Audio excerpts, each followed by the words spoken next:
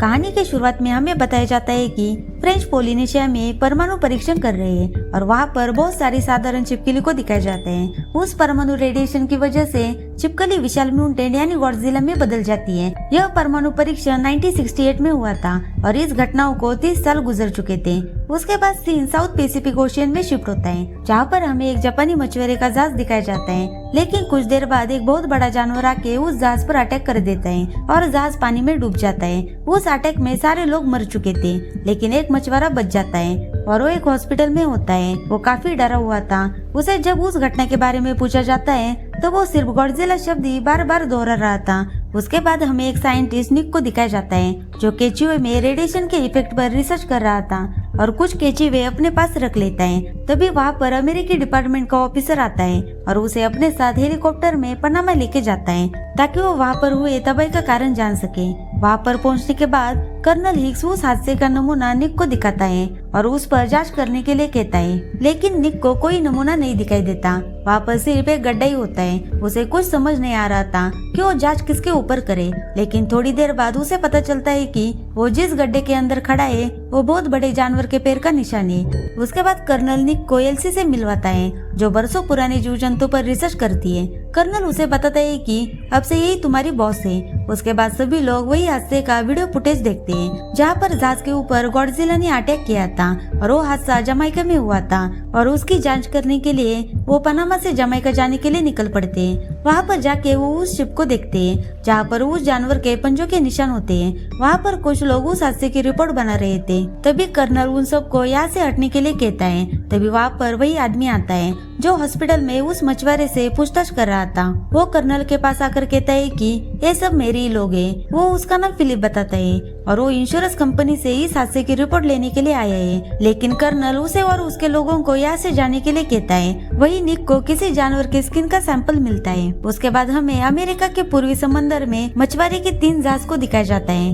तीनों जहाज पर वही सेम अटैक होता है और तीनों जहाज समंदर के अंदर डूब जाते हैं और एक खबर कर्नल को मिल जाती है। तभी एल्सी कहती है कि ये जुरासिक समय का डायनासोर है जो करोड़ों साल पहले खत्म हो चुका था। लेकिन उनके सामने सवाल था कि ये डायनासोर खत्म हो चुके हैं तो ये आखिर में यहाँ पर आया कैसे। तभी डॉक्टर निक कहता है कि शायद ये डायनासोर नहीं हो सकता, क्योंकि ऐसे जानवर पहले फ्रेंच पोलिनेशिया के टापू पर देखा गया था और वहाँ पर कई परमाणु परीक्षण किया गया था और उसी रेडिएशन के प्रदूषण की वजह से समंदर में नई किस्म का जानवर पैदा हुआ होगा और शायद न्यूक्लियर टेस्ट की वजह से उसका आकार इतना बढ़ गया होगा। उसके बाद सीन न्यूयॉर्क में शिफ्ट होता है, जहाँ पर समंदर के किनारे एक बूढ़ा आदमी मछली पकड़ रहा था, लेकिन उसके कांटे में वही विशालकाय जानवर फंस जाता है। वो जानवर पानी से बाहर निकलकर न्यूयॉर्क शहर को तबाह करने लगता है। सारे लोग इस भयानक जानवर को देखकर काफी डर जाते हैं और अपनी जान बचाने के लिए भागने लगते हैं। लेकिन कुछ समय बाद वो जानवर अचानक गायब हो जाता है। तभी डॉक्टर निक, कर्नल और सारी आर्मी वहाँ पर आ जाती है। उन्हें कुछ समझ नहीं आ रहा था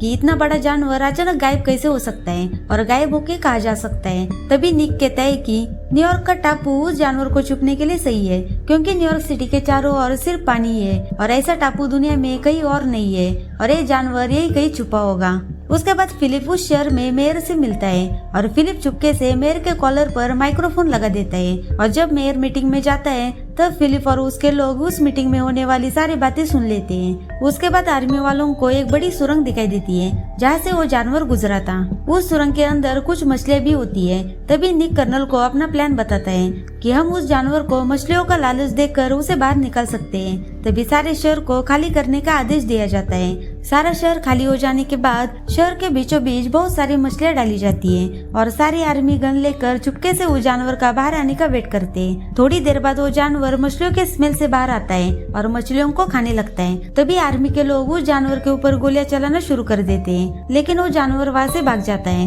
और इनका प्लान फंस जाता है। वो उसे मार नहीं पाती, लेकिन उन्हें उस जानवर का ब्लड सैंपल मिल जाता है। वहाँ पर निक को उसके कॉलेज फ्रेंड एड्रे बहुत सालों के बाद मिलती है, जो एक रिपोर्टर होती है। निक उसे अपने साथ उनके टेंथ में लेके जाता है। वहाँ पर डॉक्टर निक उस जानवर के ब्लड सैंपल की जांच करता है। तभी उसे पता चलता है कि वो गॉडजिला प्रेग्नेंट है, लेकिन उन्हें कुछ समझ नहीं आ रहा था कि गॉडजिला बिना किसी साथी के प्रेग्नेंट कैसे हो सकता है। तभी निक अपनी फ्रेंड से कहता है कि शायद गॉडजिला न्यूयॉर्क इसलिए आया क्योंकि काफी सारे जानवर अपने बच्चे पैदा करने के लिए काफी लंबा सफर तय करते हैं और शायद गॉडजिला यहाँ पर अंडे देने के लिए आया होगा और इस तरह के जानवर 12 अंडे एक साथ दे सकते हैं। उसके बाद डॉक्टर नी उस जानवर के ब्लड सैंपल की जांच अपने लैब में देने के लिए जाता है कि ये सच में सही है या नहीं। तभी निक की फ्रेंड प्रमोशन पाने के लिए गॉडजिला की जांच की सीक्रेट फाइल और टेप चुरा लेती है। दूसरी तरफ कर्नल एक मीटिंग में गॉडजिला को पकड़ने का प्लान बता रहा था। तभी वहाँ पर निक पहुंच जाता है और सबको एक खबर देता है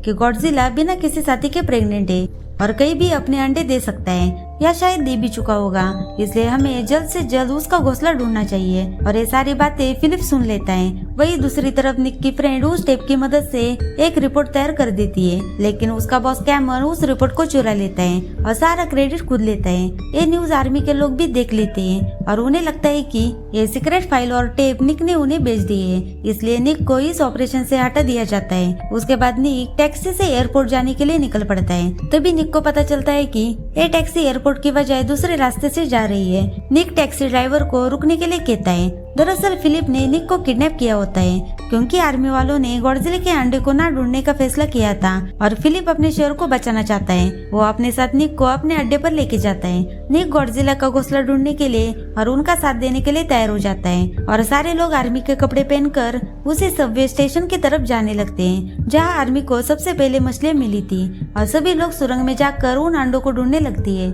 उन लोगों का पीछा करते हुए एड्रे और विक्टर भी वहाँ पर पहुँच जाते हैं। तभी वहाँ की जमीन कांपने लगती है और दीवार तोड़कर गॉडजिला बाहर निकलता है और उन लोगों के सामने से गॉडजिला शहर में चला जाता है। बाहर शहर के बीचों बीच आर्मी ने फिर से मछलियों का जाल बिछा दिया था और तभी गॉडजिला वहाँ पर खाना लेने के लिए आता है, लेकिन कुछ समय के बाद वो वहाँ से भागने लगता है। आर्मी वाले उस पर गोलियां चलाना शुरू कर देती है, लेकिन गॉडजिला छलांग लगाकर समंदर में कूद जाता है। वहाँ की आर्मी सबमरीन को तैयार रहने के लिए कहती है और उसे खत्म करने का ऑर्डर देती है। जैसे गॉडजिला उन्हें दिखता है तब सबमरीन उस पर हमला कर देती है, लेकिन गॉडजिला बचकर उनकी तरफ बढ़ने लगता है और उसमें से एक सबमरीन को जाकर टकरा जाता है और उनकी सबमरीन पानी के अंदर डूब जाती है। उसके बाद गॉडजिला फिर से शहर की तरफ जाने लगता है। तभी उस पर दोबारा हमला किया जाता है। इस बार उनका निशाना सही से लग जाता है और गॉडजिला जख्मी होकर पानी में डूबने लगता है। अधिकारियों के द्वारा उसे मृत घोषित किया जाता है। वही दूसरी तरफ निक और फिलिप गॉडजिला के अंडे को ढूंढ निकालते हैं। तब वो देखते हैं कि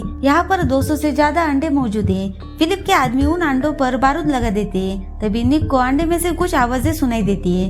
निक अंडे के पास जाकर आवाज सुनने की कोशिश करता है। तभी अंडे को तोड़कर गॉडजिला का बच्चा बाहर निकलता है। देखते ही देखते सारे बच्चे अंडे से बाहर निकलते हैं और वहाँ पर पड़ी मछलियों को खाने लगते हैं। सभी गॉडजिला के बच्चे उन लोगों की तरफ बढ़ने लगते हैं। तभी निक और फिलिप नोटिस करते हैं कि उनके कपड़ों से मछलियों की स्मेल आ रही है और यहाँ से भागना ही ठीक रहेगा। तभी वो दोनों तेजी से भागने लगते हैं। सारे बच्चे उन पर हमला करने के लिए उनके पीछे भागने लगते हैं। वही गॉडजिला के बच्चे फिलिप के 2 साथियों को मारकर खा डालते हैं। निक और फिलिप आर्मी की मदद लेने के लिए उनको कांटेक्ट करने की कोशिश कर रहे थे, लेकिन उस नंबर की सभी लाइन बिजी होती है। तभी एड्रे और विक्टर निक और फिलिप से मिलते हैं। तभी फिलिप विक्टर का कैमरा तोड़ देता है। वही गॉडजिला के बच्चे चारों ओर फैल चुके होते हैं। फिलिप उन दोनों से पूछता है कि तुम्हारे पास रेडियो या वॉकी टॉकी ऐसी कुछ चीज है जिससे हम आर्मी वालों से बात कर सकेंगे। तभी एड्रे कहती है कि हमारे पास ये चीजें नहीं है, लेकिन मेरे पास उनसे बात करने का एक रास्ता है। वो उन्हें बताती है कि इस बिल्डिंग में उनके न्यूज चैनल का एक टेलीकास्ट सेंटर है। तभी गॉडजिला के बच्चे उन्हें ढूंढते हुए वहाँ पर पहुँच जाते हैं और उनसे बचकर सारे लोग उस टेलीकास्ट सेंटर के अंदर पहुँच जाते हैं और वहाँ से गॉडजिला के बच्चे का लाइव टेलीकास्ट करते हैं। ये न्यूज आर्मी के लोग भी देख लेते हैं। निक आर्मी को जल्द से जल्द इस बिल्डिंग को उड़ाने का सुझाव देता है, नहीं तो सारे बच्चे शहर में फैल जाएंगे और ये जानवर बाहर आ गए तो इनकी संख्या हम लोगों से भी ज्यादा बढ़ती जाएगी। ये जानवर पैदा होते ही जल्दी से अंडे देने के लायक हो जाते हैं और इन्हें अभी खत्म नहीं किया तो ये जानवर एक साल में 200 से 4000 तक बन सकते हैं। उसके बाद आर्मी वालों का एक मैसेज उन्हें आता है और उन सबको उस बिल्डिंग से बाहर निकलने के लिए सिर्फ 6 मिनट का वक्त देते हैं, नहीं तो ब्लास्ट में सारे लोग मारे जाएंगे। तभी गॉडजिला के बच्चे उस टेलीकास्ट सेंटर का दरवाजा तोड़कर अंदर चले आते हैं और ये सारे लोग मुश्किल से अपनी जान बचाकर उस सेंटर से बाहर निकल आते हैं और वो एक हॉल में पहुंच जाते हैं जहाँ पर कई सारे गॉडजिला के बच्चे मौजूद होते हैं। आर्मी वालों के प्लेन भी उस बिल्डिंग पर निशाना लगाकर तैयार होते हैं। उस बिल्डिंग में इन लोगों के पास 3 सेकंड से भी कम समय बचा हुआ था। किसी तरह से फिलिप ऊपर लटके हुए झूमर को नीचे गिराकर रास्ता क्लियर करता है और सारे लोग कैसे भी करके बाहर निकल आते हैं। और दरवाजा लॉक कर देते हैं। जैसे ही ये लोग बाहर आते हैं तभी आर्मी के प्लेन उस बिल्डिंग पर मिसाइल चलाते हैं और उस बिल्डिंग में जोरदार धमाका हो जाता है जिसमें गॉडजिला के सारे बच्चे मारे जाते हैं। वो सारे लोग खुश हो जाते हैं, लेकिन तभी गॉडजिला वहाँ पर आ जाता है। वो अभी भी जिंदा होता है। गॉडजिला वहाँ पर आके देखता है कि सारे बच्चे यहाँ पर मरे पड़े हुए हैं और उन्हें देखकर उसे बहुत गुस्सा आता है। गॉडजिला गुस्से से निक और उसके साथियों पर हमला करने के लिए उनके पीछे लगता है। निक और उसके साथी टैक्सी में बैठकर भागने लगते हैं। तभी आर्मी के लोग भी वहाँ पर पहुँच जाते हैं और गॉडजिला को जिंदा देखकर हैरान हो जाते हैं। कर्नल प्लेन को वापस आने के लिए कहता है। वही फिलिप टैक्सी को एक टनल में लेके जाता है, लेकिन गॉडजिला टनल के अंदर घुसने की कोशिश करता है। तभी निक फिलिप से कहता है कि हमें यहाँ से बाहर निकलना होगा, लेकिन गॉडजिला टनल के बाहर ही खड़ा होता है। तभी निक फिलिप से गाड़ी की तेज रोशनी उसके आंखों पर मारने के लिए कहता है। फिलिप वैसा ही करता है और तेज रोशनी के कारण गॉडजिला पीछे हट जाता है और ये टैक्सी को लेकर ब्रुकलिन ब्रिज पर चले जाते हैं। तभी गॉडजिला उनके टैक्सी को मुंह में डालकर तोड़ने लगता है और उस टैक्सी को निगलने वाला होता है। तभी निक को उस ब्रिज की पावर लाइन दिखती है और उसे पकड़कर गॉडजिला को शॉक देने लगता है। शॉक की वजह से गॉडजिला अपना मुंह खोल देता है और ये सारे टैक्सी के साथ बाहर निकल आते हैं। वो सभी ब्रिज को पार करने लगते हैं। तभी गॉडजिला ब्रिज पर चढ़कर उनका पीछा करने लगता है। वो उनके टैक्सी को पकड़ने वाला होता है, लेकिन गॉडजिला ब्रिज के टावर के तारों में फंस जाता है।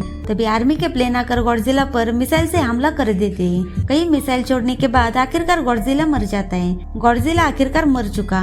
ये न्यूज सुनकर सारे शहर के लोग खुश हो जाते हैं। मूवी के एंड में हमें दिखाया जाता है कि जिस बिल्डिंग को उड़ाया गया था उस बिल्डिंग के अंदर अभी भी गॉडजिला का एक अंडा बच गया था और उसमें से गॉडजिला का बच्चा अंडे को तोड़कर बाहर आता है। और इसी के साथ मूवी यहाँ पर खत्म हो जाती है। Thank you for watching.